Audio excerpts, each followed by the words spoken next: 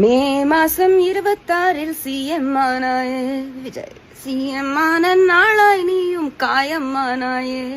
லவ்வா நட்பா என்று உங்கள் போட்டோ தடவும் சில பேர், ஒசெம்பி கொடம்பா என்று விமர்சனம் செய்யும் சில பேர், உங்கள் ஆடைகளை தொட்டு பார்ப்பது போல் சில ரங்கம் தொடுகின்றார்.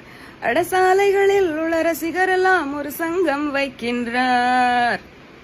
ஒரு வீடு இருக்கு, ஓகே, அது 5 வருஷத்துக்கு ஒவ்வொருத்தருக்கு லீஸு கொடுப்பாங்க. அதுக்கு ஒரு ப்ரொசீஜர் இருக்கு, அதெல்லாம் விட்டுறலாம். அந்த வீட்டுக்குள்ள வரவங்களை பத்தி பேசலாம். ஒவ்வொரு வாட்டியும் அவங்க காலி பண்ணி போகும்போது ஏதாவது ஒரு டேமேஜ் கிரியேட் பண்ண, வெளியில பளபளன்னு இருக்கும். ஏன்னா போற வர மக்கள் அந்த வீட்டை பார்க்கணும்ல. ஸோ வெளியில எப்பவுமே பூசி பெயிண்ட் அடிச்சு வீட்டை எப்பவுமே வெளியில இருந்து பளபளன்னு காட்டுவாங்க. அதுல ஆல்ரெடி உள்ள வந்துட்டு போனவங்க தான் திருப்பி வந்துட்டு இருந்தாங்க. ஸோ இருக்கிற டேமேஜோடயே வாழ்ந்துட்டு இருந்தாங்க. அவங்களும் எக்ஸ்ட்ரா டேமேஜ் காஸ் பண்ணாங்க. இப்போ அந்த வீட்டுல முன்ன பின்ன இதுக்கு முன்னாடி தங்காத ஒருத்தர் அதை லீஸுக்கு எடுத்துட்டு வர்றாரு. வெளியில இருந்து அவரும் பொதுமக்கள் மாதிரி இந்த வீட்டை பார்த்து பளபளன்னு இருக்கு, உள்ள அவ்வளோ பிரச்சனை இருக்காது போல இருக்கு அப்படின்னு நினைச்சாரு. சாவியை குத்து பார்த்தா ஹவுஸ் ஓனர் கிடையாது, அதுக்கு ஹவுஸ் ஓனர் பப்ளிக் தான். ஸோ அது பட்டி டிங்கரிங் ரீபெயிண்டிங் எதுவுமே பண்ணல. ஒவ்வொரு இடமா தட்டி பார்த்தாதான் எவ்வளவு பிரச்சனை இருக்குன்னு தெரிய வருது. பொடிப்பொடியா விழுவுது. ஒரு இடத்துல பார்த்தா ஒரே செலந்தி வல்ல, ஒரே ஒரு கார்னர்ல ஒரு காக்ரோச் கும்பல் வாழ்ந்துட்டு இருக்கு. இன்னொரு இடத்துல வுட்வொர்க்க தட்டி பார்த்தா ஒரே டெர்மைட்ஸா கொட்டுது. சோ இத ஒவ்வொரு பிரச்சனையா போய் மக்கள்கிட்ட சொல்லி, நீங்க தான் எனக்கு இந்த வீடு கொடுத்தீங்கன்னு. It's a moving public who's going to stop and listen and say okay I will help you. பிரமிச்சு போய் நீ பாத்துக்கோ அப்படின்றாங்க. There is something called priority, and the priority is to make that house clean. உள்ளேந்து ஒவ்வொன்னா priority. இப்போ முதல்ல எதை எடுக்கணும்னு பார்த்தா கற்பாம்பூச்சி தான் கொள்ளணும் முதல்ல.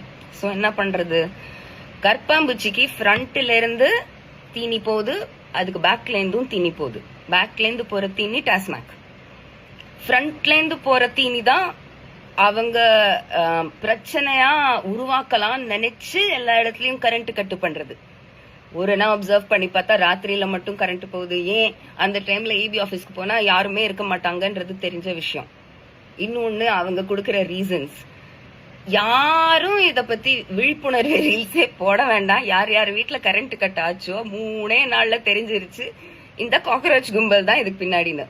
ஸோ காக்ரோச் கும்பலுக்கும் ஃப்ரண்ட்ல இருந்தும் அவங்க கிரெடிபிலிட்டி கட், பேக்ல இருந்து டாஸ்மாக் காசு கட். ஸோ ஃபர்ஸ்ட் அவர் வெளியே எடுக்க முயற்சிக்கிறது இந்த காக்ரோச் கும்பல தான். Because he sees it as the worst damage that has happened to his house. இது டெர்மைட்டா ஒன்னே ஒன்னு இருக்கு, எங்க போனாலும் ஒட்டிக்கிட்டு. உண்ணி ஒன்னு இருக்கு, ஒரு பெட் பக் எங்க போனாலும் கூட ஒட்டிக்கிட்டே போய் ரத்தத்தை குடிச்சிட்டு இருக்கு. அந்த பெட் பக்கா அவர் எவ்வளவு பாசிபிளோ அந்த radioactive glare of public ஸ்க்ரூட்டினில எக்ஸ்போஸ் பண்ணிட்டே இருக்காரு. ஒன் பாயிண்ட் ஆஃப் டைம் அது பொசுங்கி எரிஞ்சு அவர் முதுகுல இருந்து விழுந்துரும். போக நம்ம புது சூப்பர் டூப்பர் தலைவரை அப்சர்வ் பண்ணி தெரிஞ்சுக்கலாமா. பக்கு பக்கு கருனே லகா, என் இதயம் பயப்பட்டு டருனே லகா. டிரிஷா மேடம் வேஸ்ட்மா, தளபதிக்கு இந்த டேஸ்ட்மா. பக்கு பக்கு கருனே லகா.